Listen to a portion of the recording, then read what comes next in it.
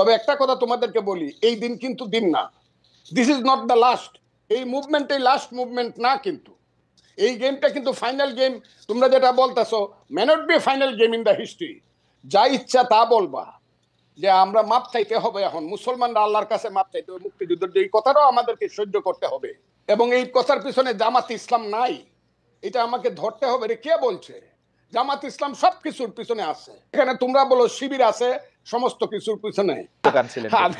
আমি আপনি এমন জায়গাতে আমার নিয়ে আইলেন, এই ছেলে আমার 3 জেনারেশনের ছোট ছেলে মানুষ, সাথে আমি মুক্তিযুদ্ধ আদর্শ বাম ডান কিছুই থাকবে না, সব মিলেমিশে করতে হবে। শুধু এদেরকে নেতা ওরা বুঝবে কয়েকদিন পরে। ওই যে এরা যেমন 6 মাস পরে বুঝছে যে একটা মুক্তিযুদ্ধ ছিল, তাদের নেতা মাহফুজ আলম বলছে 6 মাস লাগবে না, এরা 1 মাস পরেই বুঝবে আরো কি কয় এরা। আমি কথাটা বলে দিলাম, বাবারা তোমরা ভালো থাকো। কিন্তু একটা কথা ভাই, আমরা চেয়েছিলাম যে হচ্ছে যদি আসলে যদি হচ্ছে তাদেরকে রাজাকার আলবদর মনেই হতো, তাহলে 14-18 যখন তাদেরকে ধানের শীষ তুলে নিলেন, তখন কেন আমার ফজলুল ভাই প্রতিবাদ করেন?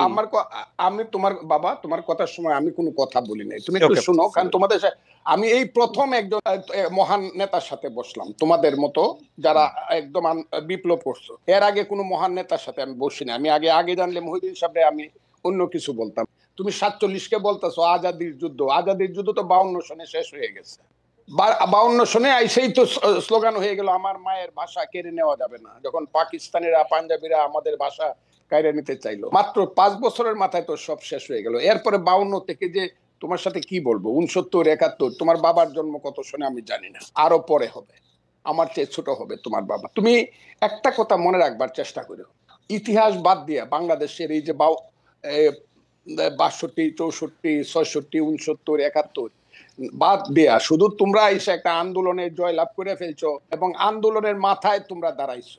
এই ফসলটা কিন্তু বপন করছে জমির মধ্যে বিএনপি সহ বিরোধী দল। বীজ ফলাইছে বিরোধী দল, চারা লাগাইছে বিরোধী দল, হালিবাজ দিছে বিরোধী দল, ধান হলুদ করছে পানি দিছে বিরোধী দল। তোমরা এসে 1 মাসে কাইটা দিছো। 1 মাসে কাইটা দিয়ে তোমরা মনে ফজলু ভাই এটা ছোট প্রশ্ন করতে চাই। আপনি যাদেরকে বলতেছেন ওরা এসে কাইটা দিছে, ওরা না আসলে আপনারা কি কাটতে পারতেন? একদম হয়তো আরো 15 দিন পরে হইতো, আরো 1 মাস পরে হইতো, কিন্তু হতো না। কে বলতো হয় নাই তো একদম, কারণ জিনিসটা তো একদম পাকা ছিল তো। 17 বছর হয় নাই এটার উপায় আমি তাদেরকে অসংখ্য ধন্যবাদ দিব, মাথা নিচু করে। আমি আমার সন্তানদের প্রতি অনেক বেশি শ্রদ্ধা জানাবো যে তারা এই নেতৃত্বটা দিছে। কিন্তু এর অর্থ এই না যে এই যে 15 বছর যাবৎ বিএনপি সহ সমস্ত বিরোধী দল শত শত হাজারে হাজারে জেল কাটছে, লাখে লাখে মামলা খাইছে, শত শত গুম হইছে, এই সব বাদ দিয়া এই সন্তানেরা যদি বলে তারাই সব করে ফেলছে, তাইলে তাদের সাথে আমার কথা তারা পরে বুঝবে।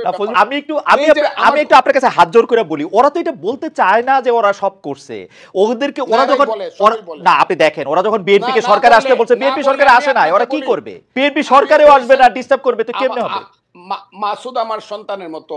আমি তখন ছাত্রলীগের প্রেসিডেন্ট 80 সনে, ওই সময় বোধহয় ও জন্মগ্রহণ করে নাই। আমি 80 সনে ছাত্রলীগের প্রেসিডেন্ট, 83 পর্যন্ত এরশাদ বিরুদ্ধে আন্দোলনের আমি প্রধান নেতা। যেদিন জয়নাল জাফর মুজাম্মেল কাঞ্চন দীপালি শাহ, আমি প্রধান নেতা, আমি একা বক্তৃতা করছি। এগুলো তো এদেরকে বলে লাভ নাই তো। এইসব কথা তুফাইল আহমদরা কারা, শাহ মুয়াজ্জেমরা কারা, নূরে আলম সিদ্দিকা মুক্তিযুদ্ধ কারা করছে, এরা কি আন্দোলন সংগ্রাম করে